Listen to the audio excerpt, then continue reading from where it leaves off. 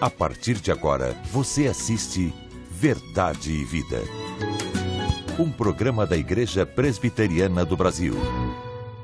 Eu estou muito feliz de retornar à sua casa para compartilhar com você e com a sua família a Palavra de Deus. No programa de hoje nós vamos tratar de um assunto soleníssimo, extremamente grave. Vamos falar sobre a violência urbana. Chame a sua família, se der um tempinho, ligue para os seus amigos, porque Deus tem uma mensagem importante para toda a nação brasileira. Verdade e Vida, a palavra de Cristo para uma vida melhor. É com muita alegria que temos aqui a presença do reverendo Leandro Lima, pastor da Igreja Presbiteriana em Santa Amaro, aqui em São Paulo, e professor do Seminário José Manuel da Conceição. Reverendo Leandro, seja muito bem-vindo aqui ao Verdade e Vida. É um prazer, uma alegria estar aqui com o irmão, esse programa tão importante para a Igreja Cristã, a Igreja Presbiteriana especialmente. Reverendo, o senhor acaba de lançar um livro, Olã, um livro de ficção, à semelhança das Crônicas de Nárnia, e que faz muito sucesso no mundo como inteiro, e o senhor acaba de lançar esse livro. Qual a importância de um livro como esse na formação dos jovens e adolescentes e a população como um todo?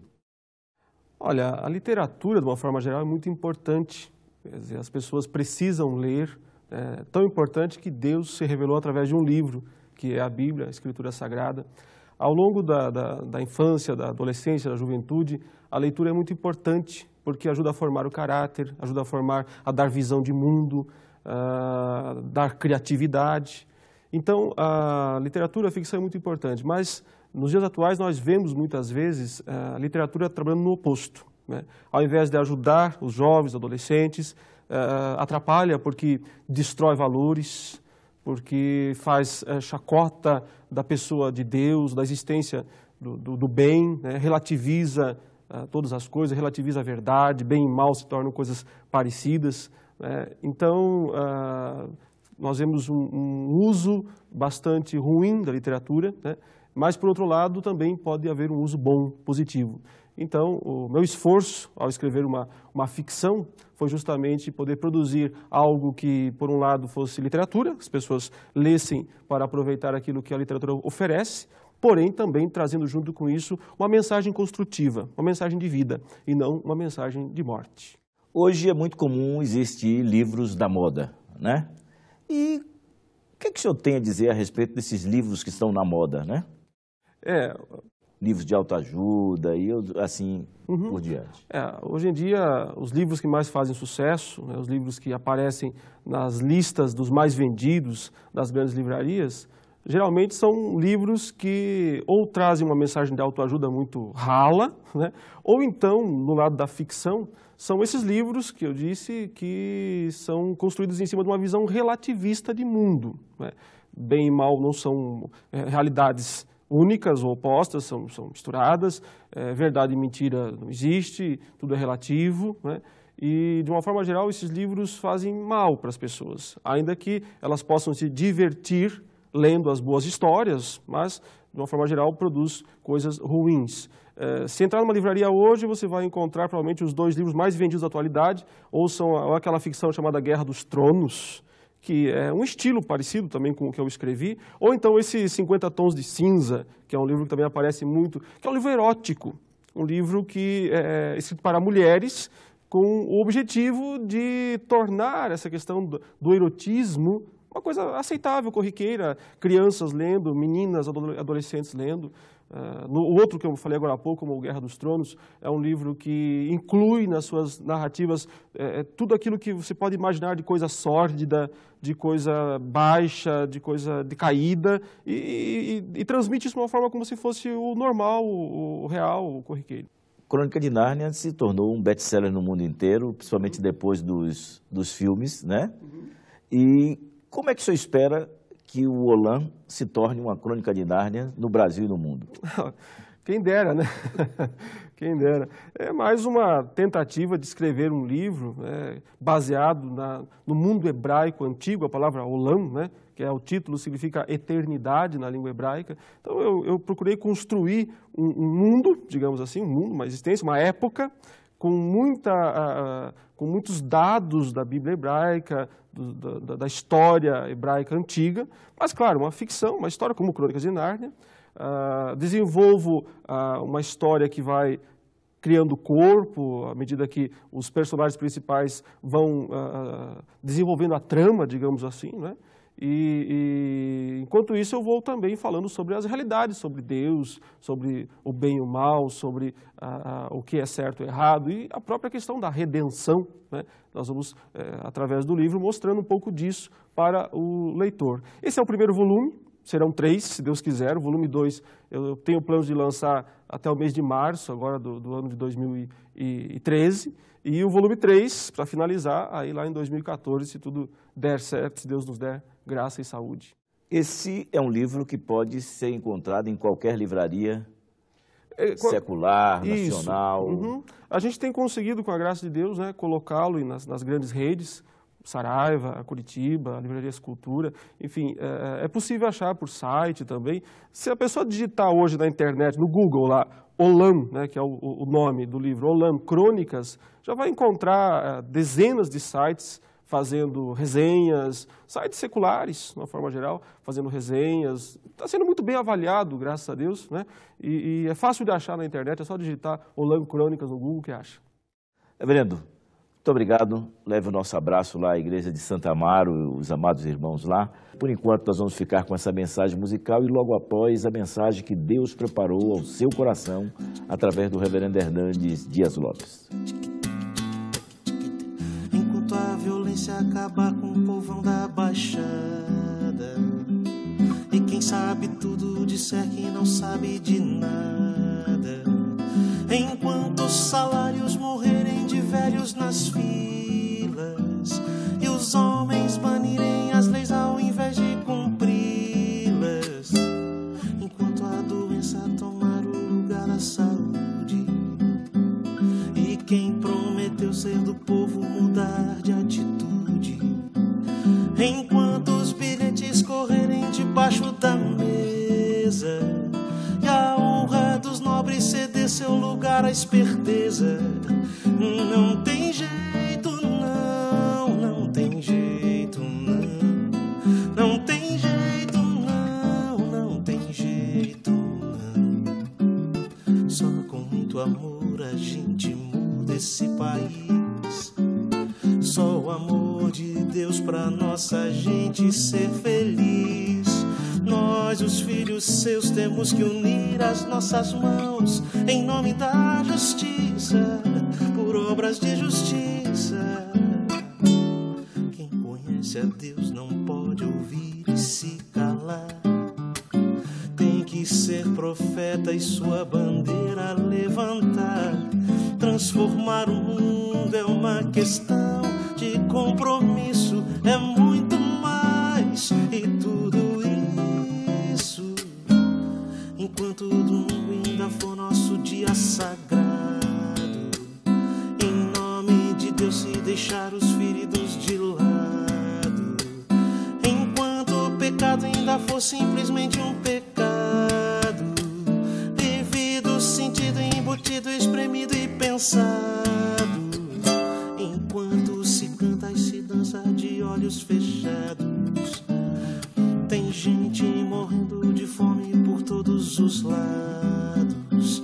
O Deus que se canta nem sempre é o Deus que se vive, não, pois Deus se revela, se envolve, resolve e revive, e não tem jeito não, não tem jeito não, não tem jeito não, não tem jeito não. Só com muito amor a gente muda esse país, só o amor de Deus pra nossa gente ser feliz. Nós, os filhos seus, temos que unir as nossas mãos em nome da justiça, por obras de justiça. Nós vamos tratar então do assunto proposto para hoje, que é violência urbana. E vamos conversar sobre esse assunto à luz de Apocalipse 9, de 1 a 11. A violência urbana é uma realidade inegável e dramática.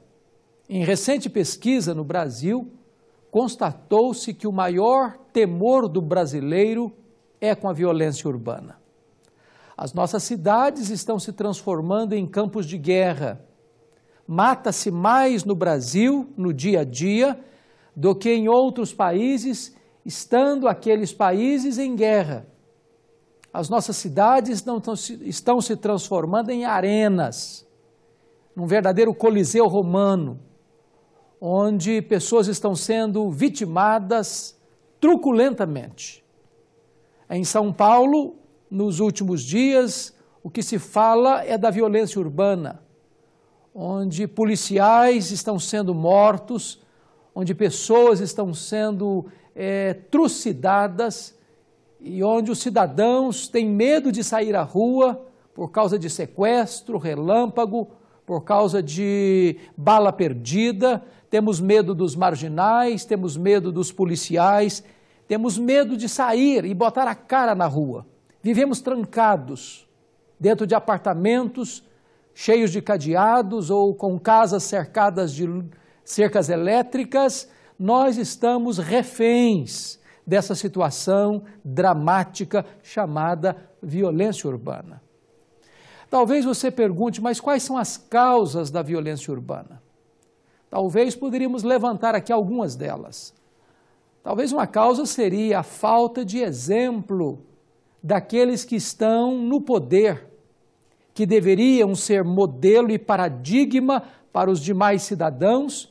Estas pessoas, ao se imiscuírem em práticas criminosas, elas estimulam a prática do crime, porque elas estão lá na proa do poder para serem modelos, para serem exemplos, para inspirarem um comportamento digno da vida. Talvez uma segunda razão é a impunidade. As pessoas cometem delitos, crimes, barbáries e têm convicção de que vão escapar. Hoje, a maior parte dos crimes cometidos dentro das nossas cidades não são investigados e, se investigados, muitas vezes não são exemplarmente punidos. Uma terceira causa é a questão da desestrutura familiar. Uma família desestruturada, uma família onde não tem mais princípios nem valores, onde as pessoas vivem cada um do seu jeito, ao seu modo, e em pé de guerra, é uma escola de desagregação social e estimulante do crime que vai levar a cidade, vai levar a população ao desespero. Uma outra razão seria o problema das drogas. Hoje, 96% dos municípios brasileiros estão vivendo o drama do crack e de outras drogas mais modernas, sintéticas, que têm empurrado a população brasileira, mormente a nossa juventude, a uma situação de desespero, de dependência. E essas pessoas então se entregam a toda sorte de delinquência social que vai culminar na violência urbana. Talvez um outro fator estimulante seja a nossa mídia. Em nome do Ibope, porque notícia boa não vende jornal, notícia boa não dá audiência, os nossos programas televisivos exploram por demais a questão daquilo que é nocivo, daquilo que é mau, daquilo que é violento. Falta na mídia exemplos positivos que vão estimular as pessoas à prática do bem. Se você parar para observar, os nossos telejornais estão recheados de violência. Passa-se uma imagem desastrosa da realidade social, enquanto aqueles exemplos que poderiam inspirar as pessoas à prática do bem são omitidas na imprensa. Se você olhar, por exemplo, os filmes de Hollywood, eles contêm um índice de violência insuportável, talvez mais do que a própria realidade. E estas mídias acabam se tornando escolas do crime. Portanto, a violência urbana é um resultado, é uma somatória de todas essas causas em conjunto. Você percebe que até mesmo as práticas esportivas, sobretudo as artes marciais, estão se tornando cada vez mais violentas. É como se nós estivéssemos voltando à Roma antiga. É como se os nossos lugares de esportes fossem o verdadeiro coliseu romano, onde sangue precisa ser visto, e quanto mais violento for a prática, mais a população aplaude, mais os espectadores entram em delírio de comemoração. É hora de pôr o pé no freio, é hora de fazer uma análise. É hora de fazer um levantamento de quais são essas causas, quais são essas consequências, e nós termos discernimento para entender o que está acontecendo e para buscar uma solução para o que está acontecendo.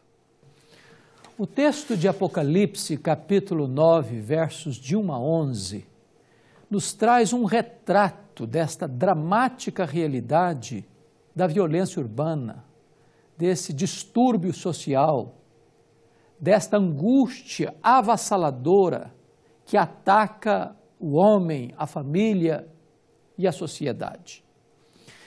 Esse texto está falando da quinta trombeta, e a trombeta são o juízo parcial de Deus ao mundo ímpio, ao mundo que rejeita Deus e persegue a sua igreja. Diz que João viu uma estrela caída do céu. E foi dada essa estrela caída do céu, e essa estrela é o próprio Satanás, é o próprio diabo, a chave do abismo. E quando ele abre este abismo, sai deste abismo uma fumaceira e um bando de gafanhotos. E esses gafanhotos saem cavalgada, não para destruir a vegetação, mas para atormentar os homens. E esses gafanhotos vão atormentar os homens como que um ferrão de escorpião. E esses homens vão ficar desesperados a ponto de buscarem a morte, mas a morte vai fugir deles. Quando você olha para a sociedade, quando você olha para o mundo, quando você olha para a questão da violência urbana, quando você olha para o desconforto, para o conflito e tensão social que vivemos hoje, a sensação que você tem é que os homens estão atormentados. Tem dinheiro, tem sucesso, tem fama, tem glórias humanas, tem troféus, tem conhecimento, tem diplomas. Mas o homem não tem paz. Ele vive atormentado. Pessoas que se matam, pessoas que agridem, pessoas que não têm qualquer princípio de tolerância com o próximo. Nós vivemos nessa sociedade doente, nessa sociedade ferida, nessa sociedade oprimida. A Bíblia diz que o diabo veio para roubar, para matar e para destruir. O que é curioso é que o texto diz que esses espíritos malignos, que na verdade esses gafanhotos estão falando de demônios, porque o líder deles é Abaddon e Apolion, o destruidor, que é Satanás, leva as pessoas a um desespero tal que elas pensam que podem escapar pela morte. Quantas pessoas que pensam que a vida não vale mais a pena ser vivida, a vida se tornou um fardo pesado. Quantas pessoas flertam com a morte, flertam com o suicídio, achando que se matarem, escaparão dessa angústia, escaparão do próprio Deus. Davi, no Salmo 139, diz que Deus é inescapável. Se você subir aos mais altos céus, Deus estará lá. Se você fizer a sua cama no mais profundo abismo, também Deus estará lá. E a palavra abismo, no hebraico aqui, é Sheol, o mundo dos mortos. As pessoas que tentam escapar de Deus, elas não conseguem, nem mesmo pela morte. Essa é uma angústia que a morte não alivia. Porque a morte não é a cessação da vida. Quando o homem morre, ele vai ter que encarar o justo e reto tribunal de Deus e dar conta da sua vida. Mas esses gafanhotos que saem em cavalgada atormentam os homens, exceto aqueles que têm o selo de Deus. A única proteção para você não ser alvo deste ataque terrível, avassalador, dessas entidades malignas que oprimem os homens, é você ter o selo de Deus, é você ter o selo do Espírito Santo, é você estar em Cristo Jesus, é você ser redimido por Cristo e selado pelo Espírito Santo como propriedade exclusiva de Deus. É curioso que Apocalipse 9 vai fazer uma descrição desses gafanhotos. E a descrição que João faz é uma figura inusitada, porque os gafanhotos têm a aparência de cavalos, que têm uma coroa na cabeça, que têm rosto como de homem, que têm cabelo como de mulher, têm dente como leão, tem cauda como de um escorpião e tem couraça como de ferro. É claro que você não pode literalizar essa figura, porque você criaria um monstro muito esquisito.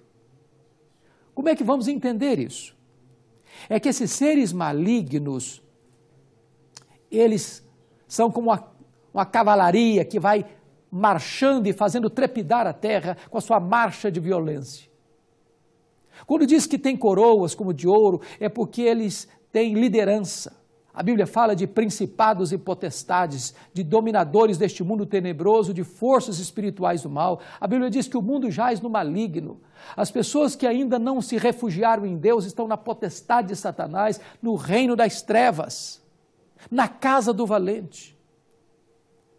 Ainda o texto diz que tem rosto como de homem, significa que esses espíritos malignos são inteligentes, são estrategistas. Eles conhecem a sua vida, eles investigam a sua vida, eles investigam a família, eles investigam a sociedade, eles penetram por todos os corredores e meandros da sociedade. Quando diz que esses espíritos malignos, esses gafanhotos que são parecidos com cavalos, têm coroa na cabeça, que têm rosto de homem, têm cabelos de mulher, e o contexto aqui era dos cultos pagãos, onde as mulheres alucinadas jogavam a sua cabeleira de um lado para o outro, num gesto de sensualidade. Nós vivemos numa sociedade encharcada pela sensualidade, e isso também vai produzindo uma desmoronização, um desmoronamento dos valores morais e que provoca também a violência. O texto diz que esses espíritos têm dentes de leão porque são destruidores, porque onde chegam, destroem, arrebentam, machucam, ferem, matam. Mas diz o texto que eles têm couraça como de uma couraça de ferro, ou seja, nenhuma arma humana consegue destruir esta força maligna que ataca a humanidade. Esta luta não se trava com armas carnais, mas sim com armas espirituais. A única maneira de nós nos sentirmos guardados e protegidos é tendo o selo de Deus na nossa vida. Na verdade, a sociedade marcha célere, rápido para esta violência descontrolada, porque a sociedade contemporânea não quer que o príncipe da paz reine sobre ela.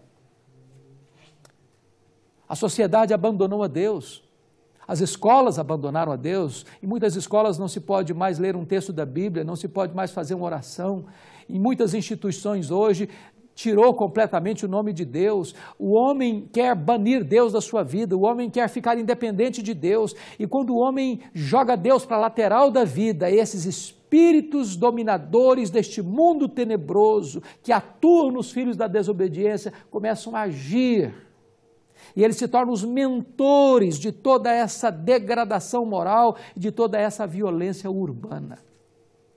É preciso que desde as mais altas autoridades da nação, ao cidadão mais simples, reconheça que não há paz a não ser em Deus. Jesus Cristo é o príncipe da paz.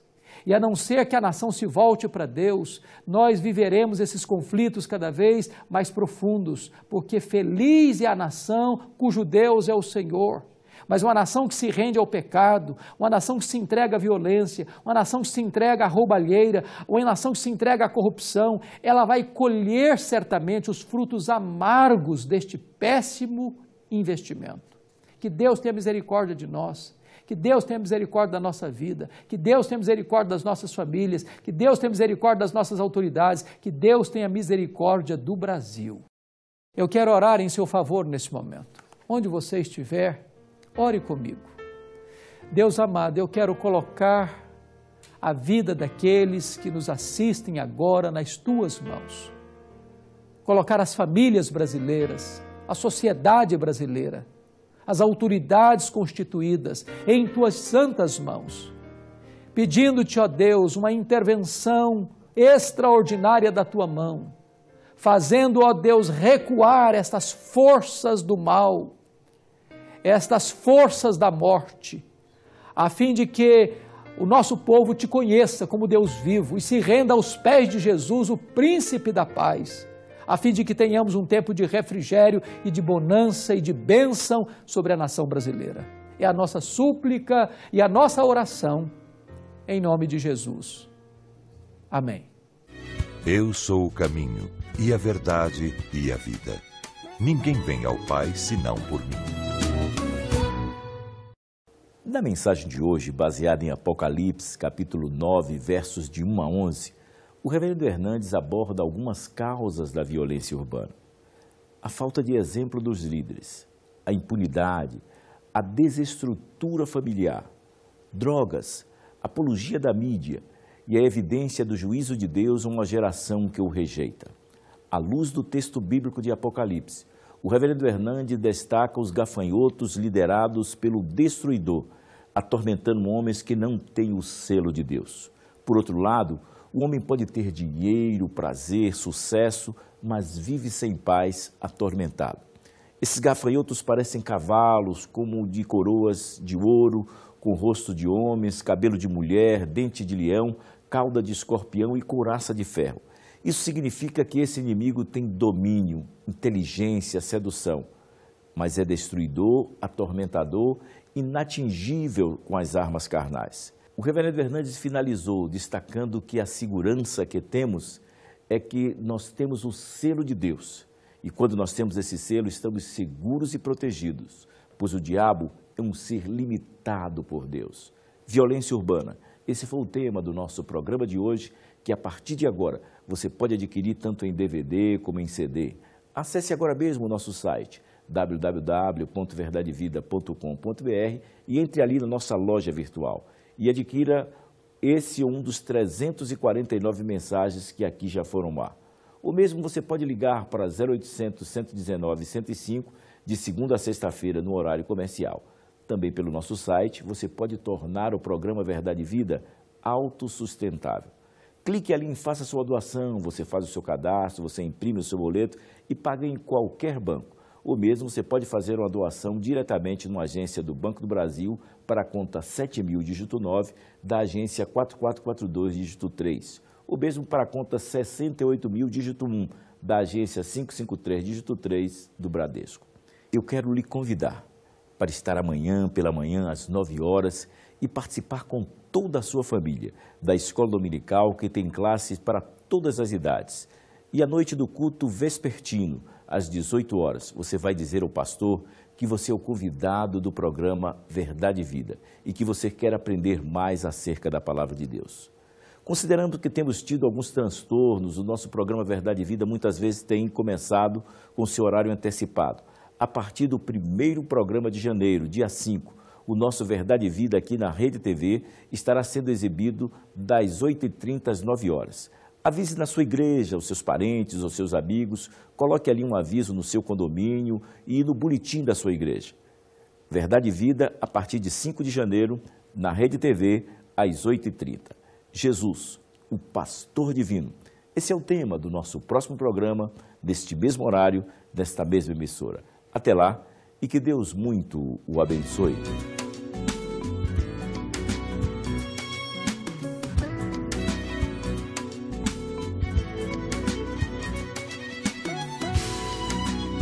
Verdade e Vida. Um programa da Igreja Presbiteriana do Brasil. Nas regiões Norte e Nordeste, a seca. Na região amazônica, a destruição causada por enchentes. Contamos com sua ajuda para minimizar essa triste realidade. Faça um depósito na conta corrente do Conselho de Ação Social da IPB, no Banco do Brasil, agência 4442, dígito 3, conta corrente 6.000, dígito 3. Faça a sua parte. Mais informações no site www.casipb.com.br.